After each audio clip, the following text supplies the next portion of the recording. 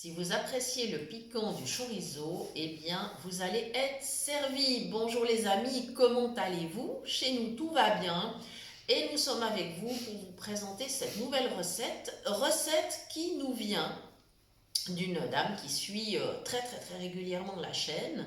Et donc, je la remercie, elle va se reconnaître et elle nous a expliqué que son mari avait préparé une quiche au chorizo. Elle nous a donné la recette. Bien évidemment, nous avons eu envie d'essayer. Alors, nous avons légèrement modifié la recette, c'est-à-dire qu'on a ajouté un ou deux éléments, mais on a autrement suivi fidèlement. Alors, que nous faut-il?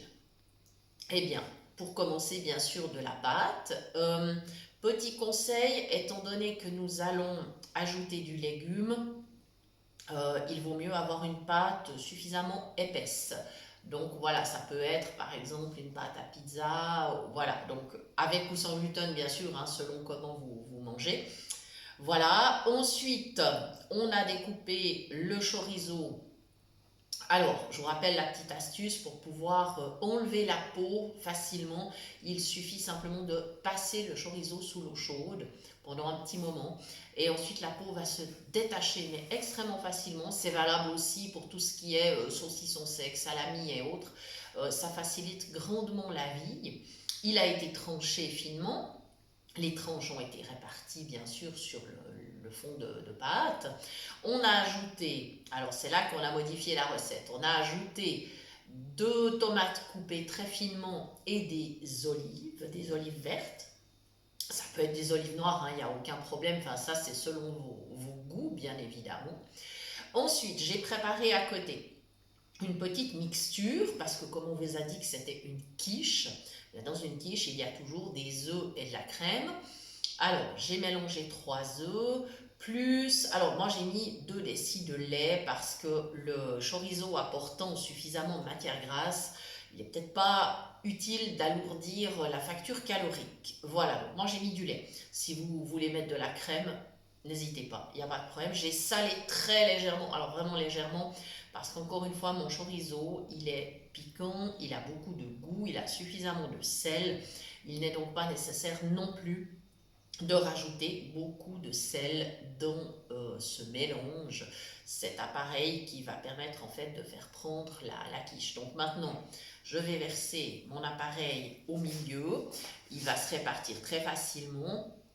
Donc j'ai préparé mes œufs et mon lait dans mon pichet, hein. Vous avez l'habitude, vous connaissez mes petites manies, mes petites astuces. C'est beaucoup plus facile à verser que si c'était fait dans un saladier ou un bol. Voilà, tout simplement. Et ça va se répartir hein, uniformément, il n'y aura vraiment pas de problème. Voilà, donc c'est finalement assez complet. Vous avez donc la pâte qui représente le féculent, vous avez le chorizo qui apporte alors, du gras évidemment, mais des protéines bien évidemment. Vous avez les tomates, les olives qui constituent donc la partie légumes. C'est donc plutôt complet, mais vous pouvez quand même accompagner soit d'un petit potage de légumes, soit d'une salade. Et puis, si vous voulez un dessert, eh bien peut-être un fruit fera parfaitement l'affaire, ou alors éventuellement un yaourt. Voilà, et là vous aurez un menu bien équilibré qui sera bien complet. Voilà, sinon, eh bien, on va parler aussi de l'accord vin que vous pourriez proposer. Euh, alors, chorizo, ben, pourquoi pas un vin espagnol, hein, type Rioja ou autre. Éventuellement un vin italien, mais suffisamment costaud, c'est-à-dire style Barolo, pourquoi pas aussi bon, Chianti, éventuellement Nero d'Avola, enfin voilà, etc. On a des amis qui sont fans du Nero d'Avola, donc on pense aussi à eux. Voilà, pour nous, ce sera un Cabernet Sauvignon du Pays d'Oc, un vin qu'on apprécie aussi particulièrement et qui présente effectivement une bonne teneur en tanin. Donc il conviendra parfaitement avec ce plat. Donc vous voyez, il y a beaucoup de possibilités. Voilà les amis, je vous rappelle que vous pouvez toujours bien évidemment nous retrouver sur nos pages Facebook et que vous pouvez toujours nous écrire à l'adresse mail suivante cuisinepratique@mail.ch. Nous vous répondons dans les délais les plus brefs. Voilà, et merci de continuer à nous suivre. Merci infiniment. Merci aux nouveaux abonnés.